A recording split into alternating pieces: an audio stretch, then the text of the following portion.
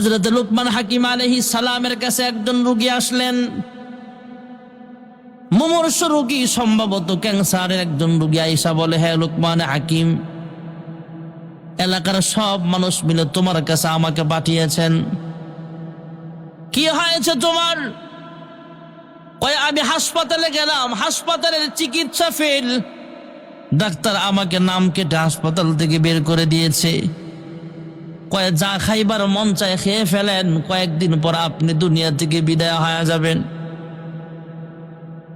এই মুমূর্ষ রোগীটা international hospital যেগুলো আছে, আন্তর্জাতিক পর্যায়ের হাসপাতাল, ওখানে যেও চিকিৎসা করালেন, সেখানে যেও কোনো সুস্থ হয় নাই। আন্তর্জাতিক পর্যায়ের ডাক্তারের কাছে যা চিকিৎসা করলেন, সেখানেও কোনো ফায়দা হয় নাই। হ্যাঁ লুকমান হাকিম, এলাকার মানুষ মিলে সবাই আপনার কাছে আমাকে পাঠিয়েছেন, আপনি আমার চিকিৎসা করেন। লুকমান হাকিম ডাক দিয়া বলে, লোকটার চেহারার দিকে তাকায় একটু গবেষণা করে ডাক দিয়া বলে, হ্যাঁ ভাই, সব ডাক্তাররা মিলে আমার কাছে তোমাকে পাঠাইছে, ঠিক আছে, তবে আমার কাছেও তোমার কোনো ঔষধ নাই। এবার বলেন, লোকটার মনটা ভালো হবে না খারাপ? মনটা খারাপ করে ঘর থেকে বের হয়ে গেছে। ডাক দিয়া বলে, হ্যাঁ লুকমান হাকিম, ভেবেছিলাম আপনার কাছে আমার চিকিৎসা করাবেন, আমাকে আপনার ঘর থেকে তাড়া দিলেন, দরজা থেকে বের করে দিলেন। বিভিন্ন হাসপাতালে গেলাম, আমার চিকিৎসার কোনো উন্নত হয় নাই। ডাক্তাররা চিকিৎসা করতে করতে ফেল, কেউ আমার চিকিৎসা করতে পারে না। ভেবেছিলাম যুগের সবচেয়ে বড় হাকিম লুকমান হাকিম বুঝে আমার চিকিৎসা করবে। এই লোকটা মন খারাপ করে বাড়ির পথে রওনা হয়ে গেলেন। মধ্যে যায় চিন্তা করলেন, বাড়িতে যায় কোনো লাভ নাই, যেহেতু কোনো ডাক্তাররাই আমার চিকিৎসা করতে চায় না। লুকমান হাকিম পর্যন্ত আমাকে তার দরজা থেকে বের করে দিয়েছে, আমার বাড়ি যায় কোনো লাভ নাই, যেহেতু আমি দুনিয়া থেকে বিদায় হয়ে যাব, আর বাড়ি ঘরের দিকে ফিরে যাব না। রাস্তা দিয়ে হাঁটতেছে, হাঁটতে হাঁটতে বিশাল বড় একটা পুরাতন কবরস্থান দেখা যায়। আল্লাহর বান্দা চিন্তা করলেন, ডাক্তার যেহেতু বলেছে কয়েকদিন পর আমি দুনিয়া থেকে বিদায় হয়ে যাব, আর বাকি সময়টা বাড়িতে যাইতে চাই না, এখন থেকেই কবরস্থানে থাকবার চেষ্টা করতে থাকি। আল্লাহর বান্দা কবরস্থানে ঘুমায়, রাত কাটায়, দিন কাটায়। হঠাৎ করে একদিন দেখে বিশাল বড় ঝড় বাতাস শুরু হয়ে গেছে, তুফান শুরু হয়ে গেছে, বৃষ্টি শুরু হয়ে গেছে। কবরের সাধারণ মাটিগুলো সরে যায়, বৃষ্টির পানিতে হঠাৎ করে একটা ঠুলি বের হয়েছে, পুরাতন মাথার ঠুলি। মানুষের মাথার মগজ গলে যায়, মানুষের মাথার চামড়াগুলো মাটি খেয়ে ফেলে, কিন্তু মাথার যে হাড্ডিটা আছে, সেই হাড্ডিটা কিন্তু অনেক দিন পর্যন্ত থাকে। মাথার ঠুলিটা পড়ে আছে, বৃষ্টির পানি পড়তে পড়তে মাথার ঠুলির মধ্যে পানি জমছে। আল্লাহর বান্দা কবরস্থানে বৈশা বৈশা লক্ষ্য করে তাকায় দেখি বিশাল বড় একটা ভয়ঙ্কর সাপ তার দিকে আসতেছে। সাপটা যদিও আসতেছে, সাপটা মনে হয় অনেক বয়স্ক সাপ দেখা যায়, বয়স্ক বুড়া একটা সাপ আসতেছে। সাপটা তার দিকে আসুক আর যেই দিকে আসুক, লোকটা ভয় পেয়ে গেছে। ভয় পাবার পরও চিন্তা করে, আমি তো মরেই যাব, সাপ কামড় দিলে আমার আর কি হবে, আমি তো মরতেই চাই, মরার জন্যই তো কবরে আসছি, মরলে মেরে ফেলবো, সাপ যদি কামড় দেয় হয়তো মরে যাব, চিন্তা করে কোনো লাভ নাই। লোকটা হঠাৎ করে তাকায় দেখে তাকে কোনো আক্রমণ করে নাই, কিন্তু যেই মাথার ঠুরির মধ্যে পানি জমা আছে, বৃষ্টির পানি, ওই মাথার ঠুরির মধ্যে আইসা মুখ দিয়া পানিও খাইছে, বিষও ছাড়ছে। সুবহানাল্লাহ, সুবহানাল্লাহ। আল্লাহর বান্দা পুরাতন মাথার ঠুরির মধ্যে বৃষ্টির পানি, বৃষ্টির পানির মধ্যে সাপের বিষ। লোকটাই বলে, আর বেঁচে থেকে লাভ নাই, পেটের ব্যথা, বুকের ব্যথা আর সহ্য হয় না।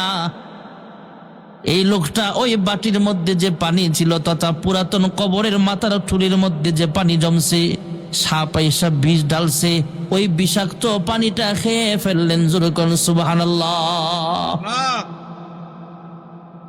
আমাদের ধারণা হলো লোকটা দুনিয়া থেকে বিদায় হয়ে যাবে, না না, এটা উল্টা হয়ে গেল। এই লোকটা বিষাক্ত পানিটা খাওয়ার পরে কিছুক্ষণ পরে তাকায়া দেখে নিজে নিজে অনুভব করতে পারছে। এই লোকটা অনুভব করলেন আল্লাহ তাআলা তার শরীরের সব রোগ আল্লাহ ভালো করে দিয়েছে। লোকটা যখন বুঝতে পারছে আমি সুস্থ, বাড়ির দিকে রওনা হয়েছে। বাড়ির পথে যায় চিন্তা করলেন বাড়িতে পড়ে যাব। আগে লুকমান হাকিম কেন আমাকে বের করে দিল কারণটা জিজ্ঞেস করে আসি। লুকমান হাকিমের কাছে যা বলে, হ্যাঁ লুকমান হাকিম, দুনিয়ার কোন ডাক্তার আমার চিকিৎসা করতে পারে নাই, তুমি কেন ফিরাইয়া দিলা? হ্যাঁ লুকমান হাকিম, এমন এমন ঘটনা ঘটেছে, আমি সুস্থ হয়ে গেছি, কিন্তু তুমি তো বললা তোমার কাছে কোনো ঔষধ নাই, কেন আমাকে তুমি বিদায় করে দিলা? লুকমান হাকিম ডাক দিয়া কয়, হেরে ভাই, আমার সাথে রাগ করে কোনো লাভ নাই। আমি তো বলি নাই তোমার কোনো ঔষধ নাই, আমি বলেছি আমার কাছে কোনো ঔষধ নাই, তবে কোরআন আল্লাহ তাআলা চাইলে তোমার রোগ মাফ করে দিতে পারে। জোরে কোন সুবহানাল্লাহ। রোগ হলে রোগ থেকে মুক্তি দেওয়ার মালিক জোরে বলেন কে? আল্লাহ। আর জোরে ক আল্লাহ। লুকমান হাকিম ডাক দেয়া বলে, হ্যাঁ ভাই, আমি তোমার দিকে একটু মুরাকাবা করে দেখলাম, তোমার যে ঔষধ লাগবে এই ঔষধ আমার কাছে নাই।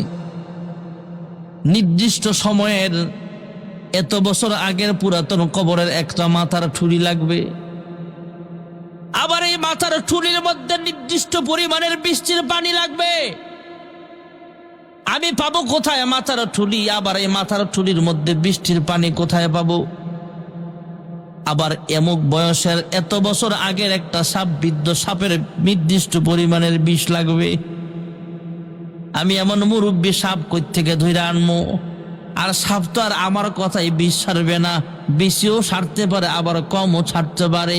এই জন্য বলেছি আমার কাছে কোনো ঔষধ নাই। আর তুমি আমার কাছ থেকে ফিরে যায়া ঘুরতে ঘুরতে যখন কবরস্থানে গেলা, আল্লাহ তোমার জন্য ঔষধের ব্যবস্থা করে দিয়েছেন, আল্লাহ তোমাকে শিফা দান করেছে। যেরকম সুবহানাল্লাহ। এই লুকমান হাকিম ছিল দেখতে কালো, কিন্তু মনটা ছিল অনেক ভালো। যেরকম সুবহানাল্লাহ। আরেকজন কালো মানুষ হলো হযরত বিলাল হাফসি রাদিয়াল্লাহু তাআলা আনহু। হযরত বিলাল হাফসি রাদিয়াল্লাহু তাআলা আনহু মসজিদে নববীর মুয়াজ্জিন। ভাইয়েরা আমার, মসজিদে নববীতে আযান দেয়। আল্লাহর হাবিব রাহমাতুল লিল আলামিন হলেন ইমাম, আর মুয়াজ্জিন হলো আফ্রিকার কালো বিলাল। সুবহানাল্লাহ। আল্লাহর হাবিব বলেন, হ্যাঁ সাহাবায়ে কেরাম, এই বিলাল শুধু দুনিয়ার জমিনের মুয়াজ্জিন নয়, এই বিলাল হাসরের মাঠেও আজান দিবে। যেরকম সুবহানাল্লাহ। হযরত বিলাল হাফসি রাদিয়াল্লাহু তাআলা আনহু দুনিয়ার মসজিদে নববীতে যখন আজান দিতেন, চতুর্দিক থেকে 33 মাইল করে আজানের আওয়াজ শোনা যাইত। সুবহানাল্লাহ কইেন না, আমাদের মাইকের আওয়াজও তো এত যায় না। আর হযরত বিলাল মাইক নাই, এমনি আজান দিতেন, চতুর্দিকে 33 মাইল করে শোনা যাইত। সুবহানাল্লাহ। আল্লাহর হাবিব বলেন, ও সাহাবীরা, এই কালো বিলাল এই দুনিয়ার মুয়াজ্জিন, আজান দিলে 33 মাইল পর্যন্ত শোনা যায়। আর এই বিলাল যখন জান্নাতি সাওয়ারির উপরে উঠে হাসরের মাঠে আজান দিবে, এই হাসরবাসীর কানে পৌঁছিয়া যাবে। এই বিলালের আজানের আওয়াজ গোটা হাসরবাসীর কানে আল্লাহ তাআলা পৌঁছায় দিবে।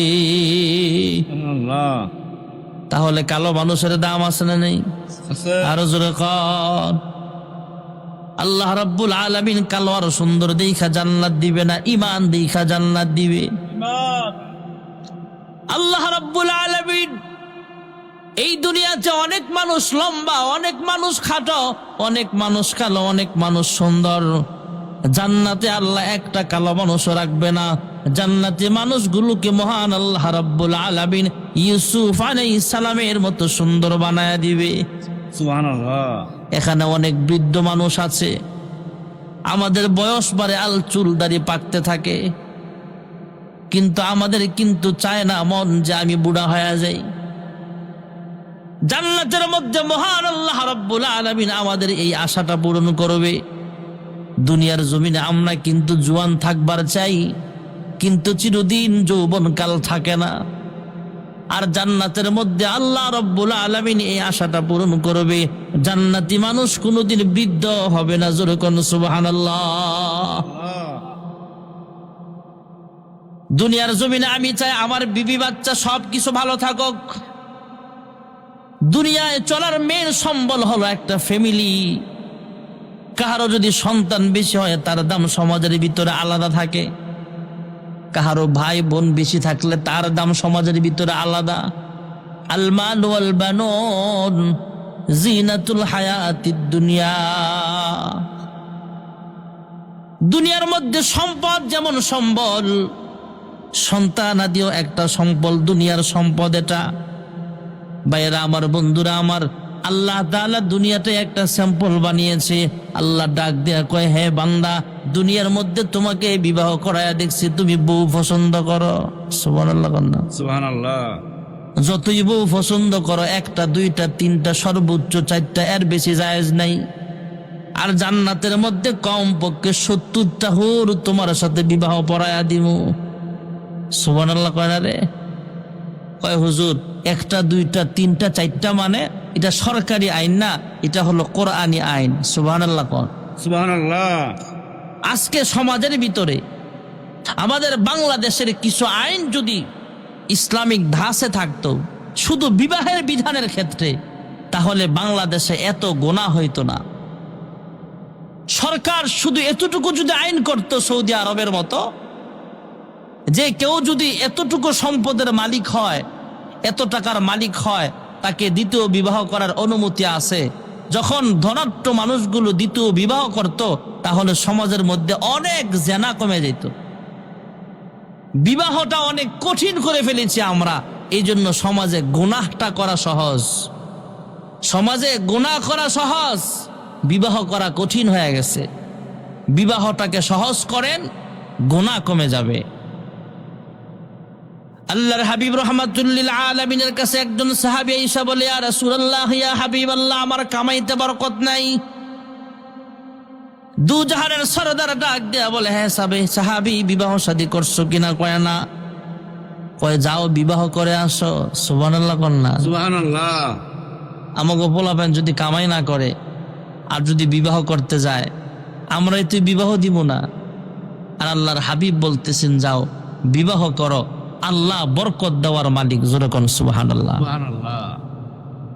যখন তোমার দুই পাও যাতাই খুশি সাথায় যাও, যখন তোমার 4 পাও সাবান কাপড় দিয়া যাও, যখন তোমার 6 পাও আব্বা গো তুমি কই যাও? ঠিক না বেঠি? বিয়া শাদী খোদার হাতে, খোদার কলম লড়ে না, খোদায় যারে কলম মারে সেই কলম আর ফিরে না। যার বউটা লম্বু লম্বু লম্বু, গাছ উঠি নাই খোল ফাড়তে সুঙ্গাটে ডা লাগে না। ঠিক না বেঠি? সাহাবী একটা বিবাহ করলেন, এতদিন নিজের একাই সংসার চালাইতে কষ্ট হয়, এখন বিবাহ করার পর সংসারের সদস্য হলো কয়জন? 2 জন। জোরে কথা বলেন না। 2 জন। আল্লাহর হাবিবের কাছে আইসা বলে, ইয়া রাসূলুল্লাহ, ইয়া হাবিবাল্লাহ, আগে তো সিঙ্গেল ছিলাম, এখন তো ডাবল, এখন তো আমার কামাই রোজগারে বরকত নাই। আল্লাহর হাবিব বলে, যাও আর একটা বিবাহ করো। সুবহানাল্লাহ কন্যা। আমাদের যুবকরা হইলো বলতো, হুজুর একটাই তো পাল্টারি না, আর একটা বিবাহ করলে পালমু কেমনে? আল্লাহর নবী যখন বলছে যাও, ওই সাহাবী আর একটা বিবাহ করছে। সুবহানাল্লাহ কোন, সুবহানাল্লাহ। এতদিন ছিল 2 জন, আরেকটা বিয়া করার পরে 3 জন, কিছুদিন পর আরেকটা করালেন, সংসারের সদস্য হয়ে গেল 4 জন। 3 জন বউ, 1 জন হলো স্বামী। আল্লাহর হাবিবের কাছে এসে বলে, ইয়া রাসূলুল্লাহ, ইয়া হাবিবাল্লাহ, এখনো অভাব যায় নাই। আল্লাহ যেহেতু উম্মতি মুহাম্মাদের ব্যাপারে 4টা জায়েজ রাখছে, মাসনা ওয়া সুলাসা ওয়া রুবা, কোরআন শরীফের আয়াত বানায়া বানায়া বলছি না ভাইয়েরা আমার। আল্লাহ যেহেতু একসাথে 4টা বিবির বিধান রেখেছেন, যাও 4টা পূরণ করো। বরকত দেওয়ার মালিক জোরে বলেন কে? ওই সাহাবী একাই চলতে কষ্ট হয়, কামাই নাই, বিবাহ করলেন, 4টা বিয়ে করেছেন। আল্লাহ তাআলা এমন ভাবে রিজিকের ফয়সালা করে দিয়েছেন। অনেক দিন পরে সাহাবী আয়েশা বলে, ইয়া রাসূলুল্লাহ, ইয়া হাবিবাল্লাহ, আমি তো একাই নিজের পেট চালাইতে কষ্ট হতো, আর এখন ঘরের ভিতরে আমি সহ আমার 4 বিবি সহ 5 জন সদস্য, সংসারে কোনো অভাব নাই। আল্লাহ হালাল রিজিকের ব্যবস্থা করে দিয়েছে। যেরকম সুবহানাল্লাহ। সুবহানাল্লাহ। এই জন্য ছেলে মেয়ে বিবাহের উপযুক্ত হলে বিবাহ করাই দেন, অনেক বরকত হবে। যে কথাটা বলা আমার উদ্দেশ্য, ভাইয়েরা আমার, দুনিয়ার জমিনে আমরা বিবি চাই, জান্নাতের মধ্যে আল্লাহ কমপক্ষে 70টা বিয়ে করায় দিব। সুবহানাল্লাহ কোন। সুবহানাল্লাহ।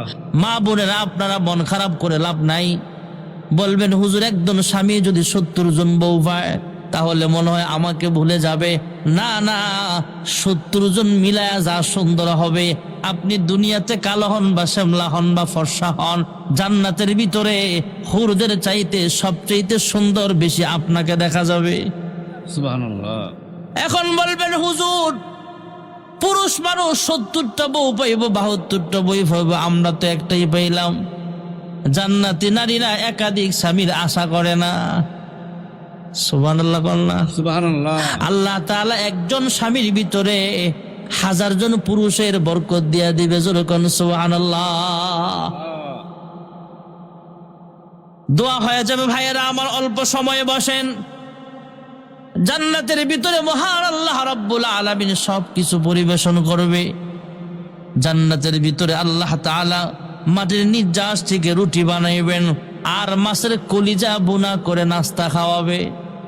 সুবহানাল্লাহ কয়েন না। মাছের কলিজা বুনা দিয়া নাস্তা বানাবে। হায়রে, আল্লাহ রাব্বুল আলামিন আমাদের জন্য হুরে গেলমানের ব্যবস্থা করে দিবে। দোকানের মধ্যে যেমন মিসিয়ার আছে, জান্নাতের মধ্যেও মিসিয়ার থাকবে 80,000। সুবহানাল্লাহ। ঘুমায় ঘুমায় কয় হাজার? 80,000 খাদেম, প্রত্যেকের হাতে 2টা করে প্লেট নিয়ে আসবে। যেরকম সুবহানাল্লাহ। বলবেন, হুজুর এত খাবার খামু কেমনে? আপনার দেহটাও তো এমন থাকবে না, দেহটাও তো অনেক লম্বা হবে। খাইতে খাইতে খাবার তো খাবেনি, খাবারের যে প্লেটটা থাকবে এটাও খাবার, এটাও চাবায় চাবায় খাবে মানুষ। সুবহানাল্লাহ। সুবহানাল্লাহ। 80,000 খাদেম, প্রত্যেকের হাতে 2টা করে প্লেট। ভাইয়েরা আমার, 1,60,000 প্লেট নিয়ে কমপক্ষে হাজির হয়ে যাবে। জান্নাতের বাসিন্দা চিন্তা করবে, হায় রে, জান্নাতের বাড়িতে যদি আমার মেহমান চলে আসে, মাওলানা ওলিউল্লাহ খান সাহেব যদি আমার বাড়ির মেহমান হয়ে যায়, আমি তাকে মেহমানদারি কিভাবে করব? আমার মুসল্লি যদি আমার বাড়িতে মেহমান হয়ে চলে আসে, কেমনে খাওয়ামু? আমার বেয়াই যদি চলে আসে, তারে কি দিয়া মেহমানদারি করব? অর্ধেক খাবার রেখে দিবে, বাকিগুলো খাইতে থাকবে। আল্লাহর পক্ষ থেকে আওয়াজ আসবে, হে জান্নাতের মেহমান, মেহমানের জন্য তোমার খানা রাখতে হবে না, সবগুলো খাবার তোমার জন্য বরাদ্দ করা হয়েছে। তোমার মেহমান যদি চলে আসে, মেহমানের জন্য আল্লাহর পক্ষ থেকে খাবার দেওয়া হবে। সুবহানাল্লাহ। জান্নাতের মধ্যে বাড়ি গাড়ি নারী সবকিছু দেওয়ার পরে আল্লাহ জিজ্ঞেস করবে, হ্যাঁ জান্নাতীরা, দুনিয়ার জমিনে জান্নাতের নিয়ামতের কথা যা যা শুনছিলা সব ঠিক মতো পাইছো কিনা? জান্নাতীরা বলবে, হ্যাঁ মালিক, দুনিয়ার জমিনে যা যা শুনছিলাম এর চাইতে 1000 গুণ বেশি পেয়েছি। আল্লাহ রাব্বুল আলামিন কুদরতি আওয়াজ দিয়া বলবে, হ্যাঁ জান্নাতীরা, আর কিছু চাওয়ার থাকলে তোমরা চাইতে পারো। সেদিন জান্নাতের বাসিন্দাদের পক্ষ থেকে আওয়াজ আসবে, जन्नत दोज़ख से या रब क्या करो, जन्नत दोज़ख से या रब क्या करो, आरज़ू है मैं तुझे देखा करो, हुर गिलमन जितनी नेमत है तो सबसे बेहतर नेमते दीदार तो, जन्नते जाई या वजदी माशूक़ रे ना पाया मी। বেহেশতের আনন্দ আমার লাগবে না মনে, কোথায় যাইয়া মাসুক পাইব বেহুশ আছি তাই।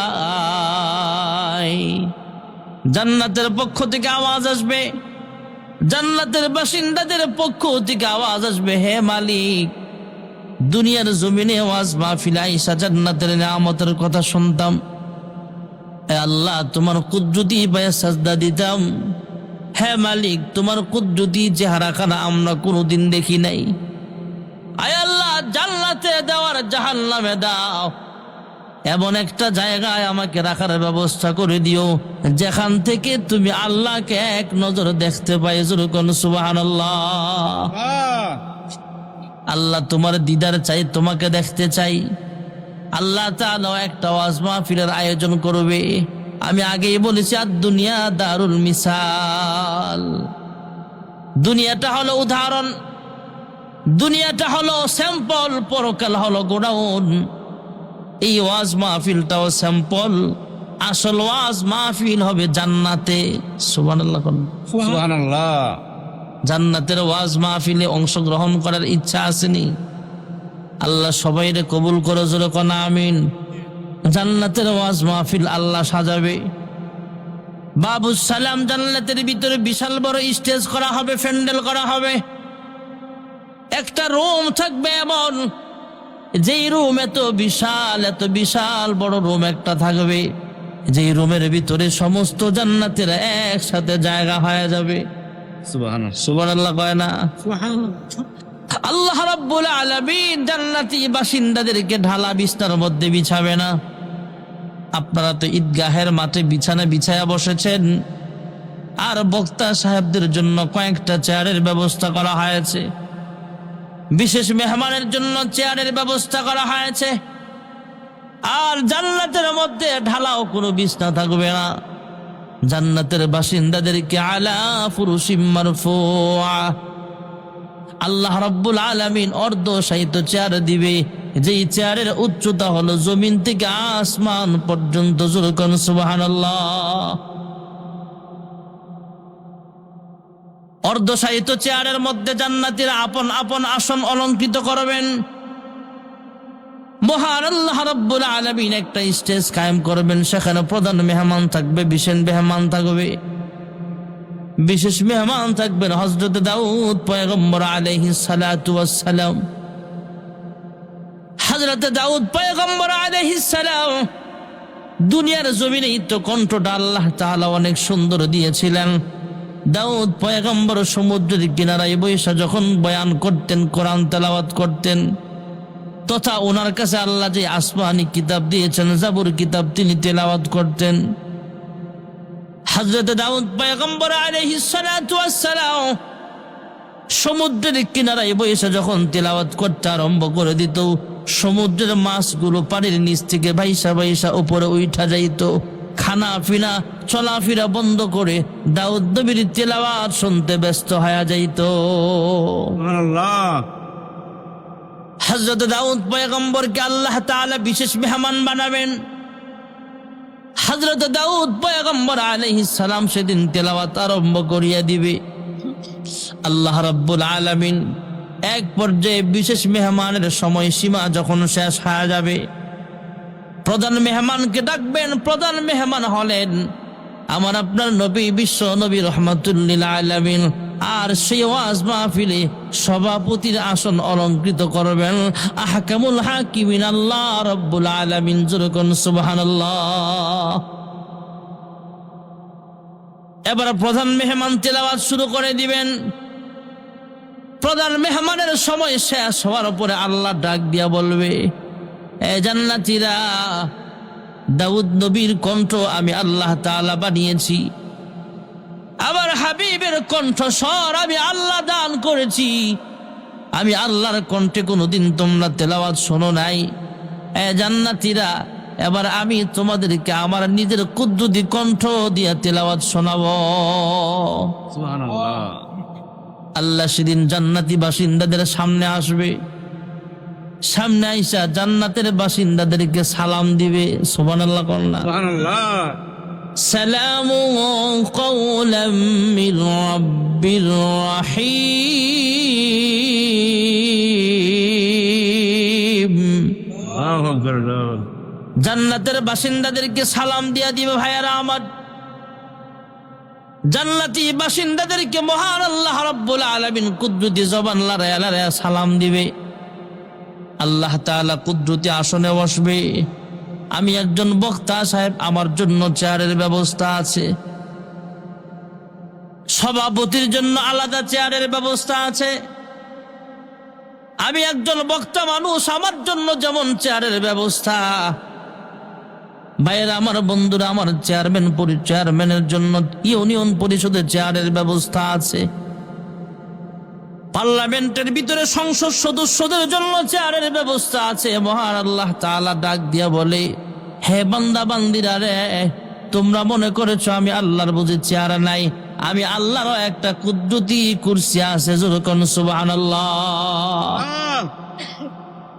ভাইয়েরা আমার, বন্ধুরা আমার, আল্লাহ রাব্বুল আলামিন আল্লাহ তাআলার কুদরতি চেয়ারের ব্যাপারে কোরআনুল কারীমে আলাদা একটা আয়াত নাজিল করেছেন, আয়াতুল কুরসি। সুবহানাল্লাহ। নারে তাকবীর। আল্লাহু আকবার। মাওলানা জাহাঙ্গীর আলম জিহাদি সাহেবের আগমন। আপনারা বেজান না খুশি? ঠিক। ভাবলাম যে ভাইয়ের লোকে দেখা হয় না, না হয়, দেখা হয়ে গেছে, আলহামদুলিল্লাহ। কোন আমার পরে হুজুর বয়ান করে যাবে। আচ্ছা ভাইয়েরা আমার, বন্ধুরা আমার, জান্নাতের ওয়াজ মাহফিলে মহান আল্লাহ রাব্বুল আলামিন আমাদেরকে সালাম দিবে। সুবহানাল্লাহ কন্যা। কেমন মজাটা লাগবো। আল্লাহ রাব্বুল আলামিনের একটা কুদরতি চেয়ার আছে ভাইয়েরা আমার। আল্লাহ তাআলা আলাদা সূরা নাজিল করেছেন, তথা আলাদা একটা আয়াত নাজিল করেছেন, আয়াতুল কুরসি। ওয়াসিআ কুরসিয়ুহুস সামাওয়াতি ওয়াল আরদ ওয়ালা ইয়াউদুহু হিফযুহুমা ওয়া হুয়াল আলিয়্যুল আযীম। মুহাব্বতে জোরে আল্লাহু আকবার। এ মিয়া মুসলমান, জাহাঙ্গীর আলম জিহাদি সাহেবরা দেখলে কিন্তু শয়তান ডরায় না, আমারে দেখলেও শয়তান ভয় পায় না, খান সাহেবরা দেখলেও কিন্তু ভয় পায় না। কিন্তু যখন আল্লাহু আকবারের আওয়াজ হয় তখন শয়তানের কলিজায় কম্পন সৃষ্টি হয়। সুবহানাল্লাহ। সুবহানাল্লাহ। এই জন্য মুসলমানের হাতিয়ার কিন্তু এটাই, জোরে আল্লাহু আকবার বলেন। এদেশে আল্লাহু আকবারের সুরে সূর্য উঠে, এদেশে আল্লাহু আকবারের সুরে সূর্য ডুবে, এদেশের মাল্লা মাঝি কৃষক শ্রমিক সবার ঠোঁটে সোনরে লা ইলাহা ইল্লাল্লাহর জিকির উঠে। ঠিক না বে ঠিক? ইমানের তপ্ত আগুন জ্বলছে সবার বুকে বুকে, সে আগুন দেশ হতে দেশ দেশান্তর জ্বলতে হবে। এদেশে আল্লাহু আকবারের সুরে সূর্য উঠে, এদেশে আল্লাহু আকবারের সুরে সূর্য ডুবে। জোরে আল্লাহু আকবার। আল্লাহু আকবার। ওয়াসিআ কুরসিয়ুহুস সামাওয়াতি ওয়াল আরদ ওয়ালা ইয়াউদুহু হিফযুহুমা ওয়া হুয়াল আলিয়্যুল আযীম। আল্লাহু আকবার। আমি ম্যান যত বড়, আমার চেয়ারটাও তত বড়। আল্লাহ সবচেয়ে বড়, আল্লাহর চেয়ারটাও তত বড়। আল্লাহ রাব্বুল আলামিনের কুদরতি চেয়ারের মধ্যে 7 আসমান 7 জমিন পোটলা বানায়া আল্লাহর চেয়ারের মধ্যে রাখলে একটা টেনিস বলের মতো দেখা যাবে। যেরকম সুবহানাল্লাহ। আল্লাহ তাআলা কুদরতি আসন অলঙ্কৃত করবেন ভাইয়েরা আমার। আল্লাহর হাবিব তেলাওয়াত করবেন, বিশেষ মেহমান দাউদ পয়গম্বর তেলাওয়াত করবেন। আল্লাহ তাআলা সেদিন কুদরতি জবান দিয়া নিজের কণ্ঠে আমাদেরকে তেলাওয়াত শোনাবে। जन्नत दोज़ख से या रब क्या करो, जन्नत दोज़ख से या रब क्या करो, आरज़ू है मैं तुझे देखा करो। हुर गिलमन जितनी नेमत है तो सबसे बेहतर नेमत दीदार तू। মহান আল্লাহ রাব্বুল আলামিন সূরাতুর রহমান তিলাওয়াত করে শোনাবেন। সুবহানাল্লাহ। সুবহানাল্লাহ। আমরা তো তিলাওয়াত করি আর রহমান আল্লামাল কুরআন খলাকাল ইনসানা আল্লামাহুল বায়ান। আমরা তো বলি তিনি রহমান, যিনি রহমান, তুমি রহমান। আর আল্লাহ নিজে যেহেতু তিলাওয়াত করবেন, আল্লাহ একটা শব্দ সংযোগ করে দিবে। আল্লাহ সেদিন একটা শব্দ বাড়ায় বলবে আনার রহমান, আমি তো রহমান। জোরে কোন সুবহানাল্লাহ। আনার রহমান আল্লামাল কুরআন খলাকাল ইনসানা আল্লামাহুল বায়ান। আল্লাহু আকবার। আল্লাহ রাব্বুল আলামিন সেদিন তিলাওয়াত করবেন, জান্নাতের বাসিন্দারা আল্লাহর কুদরতি চেহারার দিকে তাকায়া থাকবে। হাজার হাজার বছর পর্যন্ত পার হয়ে যাবে। এদিক দিয়ে জান্নাতি বাসিন্দাদের স্ত্রীগুলা, জান্নাতি বাসিন্দাদের জন্য হুরে গিলমানরা অপেক্ষা আছে। এরা আল্লাহর কাছে দরখাস্ত করবে, আল্লাহ জান্নাতীদেরকে ওয়াজ মাহফিল সমাপ্ত করে তাড়াতাড়ি জান্নাতে পাঠান।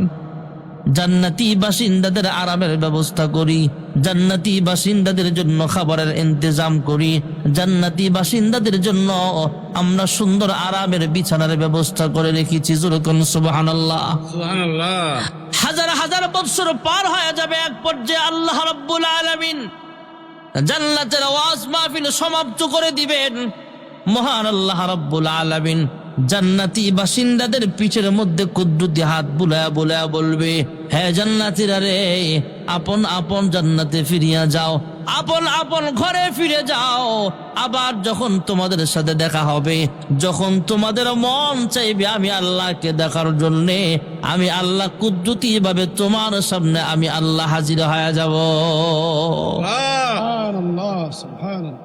জান্নাতি বাসিন্দারা যখন ওয়াজ মাহফিল থেকে আবার নিজের বাড়ির দিকে রওনা হবে, জান্নাতের হৌরে গিলমানরা জান্নাতের বাসিন্দার দিকে মাথা থেকে পা পর্যন্ত চোখ ঘুরায় ঘুরায় তাকাবে। সুবহানাল্লাহ। সুবহানাল্লাহ। এই চাচা, আপনি যখন বাড়িতে যাবেন, চাচি যদি আপনার চেহারার দিকে এমনি চায়, কয় এখনো কি মনটা ভরে নাই সারা জীবন দীক্ষা? এত রাইতে আমার দিকে এমনি তাকান লাগে। জান্নাতের বাসিন্দাও বলবে, কি হয়েছে তোমাদের? আমাকে কি চিনতে ভুল হয়? আমি কি ভুল বাড়িতে ঢুকলাম নাকি? সুবহানাল্লাহ। সুবহানাল্লাহ। হৌরে গিলমানরা ডাক দেয়া বলবে, হে আল্লাহর জান্নাতের মেহমান, আপনার মাথা থেকে পা পর্যন্ত চোখ ঘুরায় ঘুরায় তাকাইতেছে, আপনাকে চিনতে পারে নাই এই জন্য নয়, আপনাকে আমরা চিনতে পেরেছি। আর আপনিও ভুল বাড়িতে ঢুকেন নাই, আপনার নিজস্ব বাড়িতেই ঢুকেছেন। কিন্তু ওয়াজ মাহফিলে অংশগ্রহণ করার আগের সূরত আর এখনের সূরত এক নাই। ওয়াজ মাহফিলে অংশগ্রহণ করেছেন, মহান আল্লাহ রাব্বুল আলামিনের কুদরতি নজরটা দেখেছেন। আল্লাহর নূর আপনাদের চেহারায় চমকাইতে চমকাইতে এক পর্যায়ে এমন হয়ে গেছে, জান্নাতের ওয়াজ মাহফিলে অংশগ্রহণ করার আগে যেমন সুন্দর ছিলেন, যেমন মায়াবী চেহারা ছিল, এখন ওয়াজ মাহফিল থেকে বের হওয়ার পরে আমরা তাকায়া দেখি আগের চাইতে হাজার গুণ বেশি সুন্দর দেখা যায়। এই জন্য আপনার চেহারার দিকে আমরা তাকাইতেছি। এমন জান্নাত আমাদের দরকার। জোরে কোন আছে না নাই?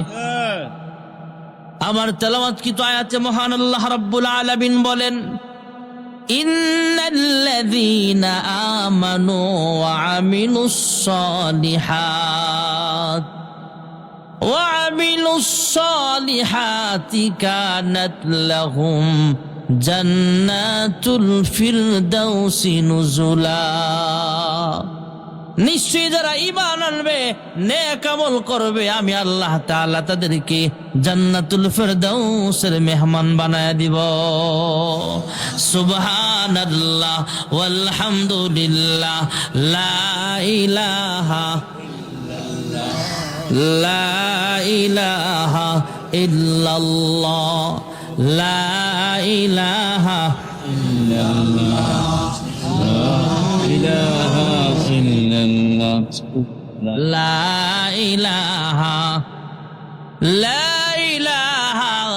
ইল্লাল্লাহ মুহাম্মাদুর রাসূলুল্লাহ সাল্লাল্লাহু আলাইহি ওয়াসাল্লাম। জান্নাতের ওয়াজ মাহফিলে যাওয়ার জন্য, জান্নাতে যাওয়ার জন্য এমনি এমনি যাওয়া যাবে না, কিছু আমলের দরকার আছে না নাই? আমরা তো ইমানদার পড়ে নিয়েছি লা ইলাহা ইল্লাল্লাহ মুহাম্মাদুর রাসূলুল্লাহ, আল্লাহ ছাড়া কোনো মাবুদ নাই, হযরত মুহাম্মদ সাল্লাল্লাহু আলাইহি ওয়াসাল্লাম আল্লাহর রাসূল। ইমান আনার পরে সর্বপ্রথম যে আমলটা, এটা হলো 5 ওয়াক্ত নামাজ। নামাজ শুধু পুরুষরা পড়বে, মহিলাদের লাগবে না। মহিলা পুরুষ সবার জন্য পর্দা করা ফরজ, শুধু মহিলাদের না, পুরুষেরও। পুরুষ মহিলা সবার উপরে পর্দা করা ফরজ। নামাজ, রোজা, হজ যাদের উপরে ফরজ, হজ্জে বাইতুল্লাহ যাবেন। অনেক মানুষ আছে পয়সাওয়ালা, কয় আরেকটু বয়স হয়ে লোক তারপরে হজে যাবো। আর আল্লাহর হাবিব বলেন, তোমার উপরে হজ ফরজ, তুমি ইচ্ছে করে হজে যাও নাই, পরে যাবো কইরা তুমি ইহুদি হইয়া মারা যাও, খ্রিস্টান হইয়া মারা যাও, আমি আমি আমি নবী, তোমার এই ব্যাপারে কোনো জামিন হব না। নাউজুবিল্লাহ। যাদের উপরে জাকাত ফরজ, বৎসরে একবারে হিসাব করে জাকাত দেওয়া, এই আমলগুলো হলো মৌলিক আমল। তাছাড়া বহু সুন্নতের আমল আছে। টয়লেটে ঢুকার সময় বাম পাও দিয়া ঢুকা, ডান পাও দিয়া বের হওয়া। আপনার ঢুকার সময় দোয়া আছে, বের হইয়াও দোয়া আছে। মসজিদে প্রবেশ করার সময় বাম পাও, কোন পাও? মাশাআল্লাহ। বের হওয়ার সময় বাম পাও, দোয়া আছে তো। মহিলারা ঘর ঝাড়ু দিচ্ছেন, ঝাড়ু দেওয়ার আগে বিসমিল্লাহির রহমানির রহিম। রান্না করতেছেন, বিসমিল্লাহ বলে রান্না শুরু করেন, আল্লাহ বরকত দিবে। এরপরে মুসলমানের সাথে দেখা হলে সালাম দেওয়া, আসসালামু আলাইকুম ওয়া রাহমাতুল্লাহ।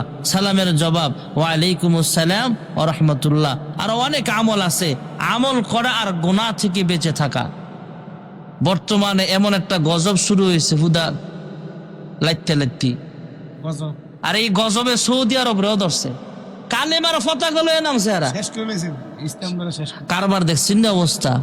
পৃথিবীর সব জায়গায় থাকলেও ওরা সেফ থাকা দরকার ছিল, ওরাও নামছে। আবার খেলা জিততে আর্জেন্টিনার লগে জিততে বলারা মিছিল করছে। ওরে বাবা, পাগল দিকে কি এতই পাগল হতে হবে? আর আমাদের সমাজের প্রায় মাহফিলের শ্রোতা কম হওয়ার এটাও একটা কারণ। খেলা, তোমরা খেলা দেখো, আমরা ওয়াজ মাহফিলে বসে আছি। আমাদের কারণে তোমাদের উপরে আল্লাহ গজব দেয় না, নাইলে ঠাডা পড়তো। আমি গত 24 তারিখ বৃহস্পতিবার ঢাকা ধামরায় মাহফিল করে ইউনিভার্সিটির গল্লি দিয়ে ঢুকছি, ঢুইকা দেখি স্টেডিয়ামের চেয়ে মানুষ বেশি। এনো হাজার হাজার মানুষ খেলা দেখতেছে সেখানে। কি আজীব এক দেশ, বিশাল টিভি লাগায় খেলা দেখতেছে। আর মাশাআল্লাহ, রাজনৈতিক নেতারাও যে সুব্যবস্থা করছে, ভোট আমরা দিতি না কারে দিবি, যে টিভি লাগায় দিছি তো করে। আকামের মধ্যে যত টাকা আমরা ঢালতেছি, সৌদি আরব সহ সেই খেলার পিছনে মনে হচ্ছে এটা একটা মনে হয় জায়েজ, এমন মনে করতেছে ওরা। অথচ কুল্লু লাইবিন হারামুন, এর ভিতরে আপনার কি বলে, ক্রিকেট খেলা, জুয়া খেলা, তাস খেলা, তারপরে ফুটবল খেলা, সবগুলোই তো হারাম। কোন অ্যাঙ্গেলে আপনি এটাকে জায়েজ বানাতে পারবেন না। আর এই হারাম খেলা নিয়ে এই দেশের রাজনীতিবিদরাও ফায়দা লুটতেছে। সৌদি আরব সহ পুরা বিশ্বের মাথা মোটাওয়ালারা এটা নিয়ে পাগল, আর নাচানাচি শুরু হয়েছে। এই জন্য মুসলমান সাবধান হন। আপনার কি লাভ আর্জেন্টিনা জিতলে? আপনার কি লাভ ব্রাজিল জিতলে? আপনার আবার কি ফায়দা বলেন? কোন লাভ আছে? ভাই ভাই মারামারি, এক ভাই আর্জেন্টিনা, এক ভাই ব্রাজিল, দুনো ভাই পিটাপিটি লাগছে কদিন আগে। আর্জেন্টিনা হারলো কেন? কুমিল্লা একটা মরে গেছে ফাঁসি দিয়া। চিন্তা করছেন অবস্থা? কত বড় পাগল! ফুটবল খেলা। এই জন্য মুসলমান, যদিও শুনতে আপনাদের খারাপ লাগছে, যুগটা বড় ভালো না। যেই দেশের মানুষ মক্কা মদিনা আছে সৌদি আরব, সেই দেশের মানুষগুলো আজকে হারামের পথ বাইছে নিছে নাম করার লাইগা। তবে এর ভিতরে একটা সুসংবাদ হলো, আমার বাংলাদেশের সালে আহমদ তাকরিম 103টা দেশে তাদের আমাদের বাংলাদেশের সম্মান উজ্জ্বল করে আসছে কোরআন তেলাওয়াতের প্রতিযোগিতা দিয়া, খেলা দিয়া না। ঠিক না বেঠিক জোরে কর? এই জন্য ভাইয়েরা আমার, জান্নাতে যাওয়ার জন্য ইমানের পাশাপাশি নেক আমল, পাশাপাশি গুনাহ মুক্ত জীবন গড়া। আল্লাহ তাআলা আমাদের সকলকে ইমান আমল নিয়ে কবরে যাওয়ার তৌফিক দাও, জোরে কোন আমিন। ভাই বয়ান করবে, বয়ান শুননা এরপরে যাইবেন। তাহলে আপনি মাইকটা ধরতে হবে, একটু সালাম দিয়ে কথা দুই একটা কথা কোন আপনি। কথা বলিস আপনি বসেন বসেন বসেন না না বয়ান। শাফিল আম্বিয়া ওয়াল মুরসালিন ওয়া আলা আলিহি ওয়া আসহাবিহি আজমাইন। ربنا ظلمنا أنفسنا وإن لم تغفر لنا وترحمنا لنكونن من الخاسرين يا رب العالمين يا أكرم الأكرمين গো মালিক, গভীর রজনীতে আমি গুনাহগার, তোমার কতগুলো আশিকিন শাকিরিন বান্দা বান্দি নিয়ে তোমার শাহী দরবারে হাত বাড়াইলাম। আয় আল্লাহ, মাহফিলের শুরু থেকে এ পর্যন্ত যা কিছু আলোচনা হয়েছে ভুল ভ্রান্তি মার্জনা করে আর হাদিয়া লক্ষ কোটি গুণে বাড়াইয়া বিশ্ব নবীর রওজাত ছাড়া সোনার মদিনায় সবুজ রঙের গম্বুজের নিচে পৌঁছে দাও। আয় আল্লাহ, তাকে উসিলা করে বাবা আদম আলাইহিস সালাম থেকে এই মুনাজাত পর্যন্ত যত মুমিন মুমিনাত অন্ধকার কবরে শুয়ে আছে, প্রত্যেকের কবরের হাদিয়াগুলো পৌঁছে দাও। আয় আল্লাহ, খাস করে আমরা যারা হাত বাড়াইলাম, জানি না কে জানি মা দুঃখিনী হারাইয়া, প্রাণের আব্বা জানা হারায়া এতিমের মতো হাত বাড়াইছে গো আল্লাহ। জানি না গো মালিক, কার মা বাবার কবরে জাহান্নামের সাপ কামড়াইতেছে। জানি না গো আল্লাহ, কার মা বাবার কবরে জাহান্নামের আগুন দাও দাও করে জ্বলতেছে। আয় আল্লাহ, তাদের পক্ষ থেকে মাফ চাই, ক্ষমা চাই। আজকের মাহফিলের উসিলায় তাদের কবরগুলো জান্নাতের বাগান বানায় দাও। রব্বির হাবহুমা কামা রব্বায়ানি সগীরা। আয় আল্লাহ, আমরা গুনাহগার, আমার মতো গুনাহগার জমিনের উপরে আসমানের নিচে একজনও নেই। আয় আল্লাহ, আবার গুনাহের খবর যদি আম্মা আব্বায় জানতো, কোনোদিন সন্তান বলে পরিচয় দিত না। আমার গুনাহের খবর যদি এই এলাকার মানুষ জানতো, কোনোদিন আমার বয়ান শুনতো না। হ্যাঁ মালিক, যেমন ভাবে আমাদের গুনাহগুলো গোপন রেখেছ গো আল্লাহ, গোপনে গোপনে আমাদের সকলের জিন্দিগির সব গুনাহ খাতা মাফ করিয়া দাও। আদর রিয়া মানুষ আল্লাহ বানায়া কেমনে দিবা জাহান্নামে ফেলিয়া। গুনার বোঝা মাথায় লয়া আমরা দেশ বিদেশে ঘুরি, কোন দিন জানি আজরাইলের হাতে ধরা পড়ি। কবরেরই আযাব যদি মানুষ দেখিত, ঘর বাড়ি ছাড়িয়া রে পাগল হইত। তুমি ছাড়া কারি কাছে আমরা করি বড় দান, তুমি বিনে কে বুঝিবে মনেরই বেদন। তুমি যদি মাফ না করো আল্লাহ বান্দারে, বলো তোমার বান্দা যাবে কার কাছে। হ্যাঁ মালিক, দুনিয়ার ভিক্ষুক এক দরজা থেকে তাড়াইয়া দিলে অন্য দরজায় যায়, আমরা একমাত্র তোমার দরজার ভিখারি গো মালিক।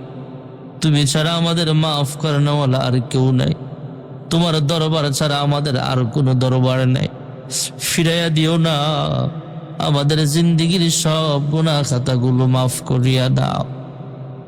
আয় আল্লাহ, অনেকেই দোয়া চেয়েছে, পারিবারিক একটা অনুষ্ঠান, দোয়ার আয়োজন মৃত ব্যক্তিদের জন্য দোয়া চেয়েছে। এক হাবেজ সাহেব দুনিয়া থেকে বিদায় হয়ে গেছে।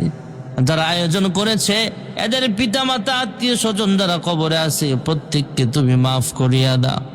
যারা টাকা দিয়া পয়সা দিয়া সুপরামর্শ দিয়া এমন একটা জান্নাতের বাগান সাজাইছে, প্রত্যেকের মনের নেক আশাগুলো পূরণ করিয়া দাও। আয় আল্লাহ, মা বোনেরাও হাত বাড়াইছে, তাদেরকে পূর্ণ স্বামীর খেদমত করে পর্দা নিশিনা আবেদা জাহেদা সালেহা বানায়া দাও।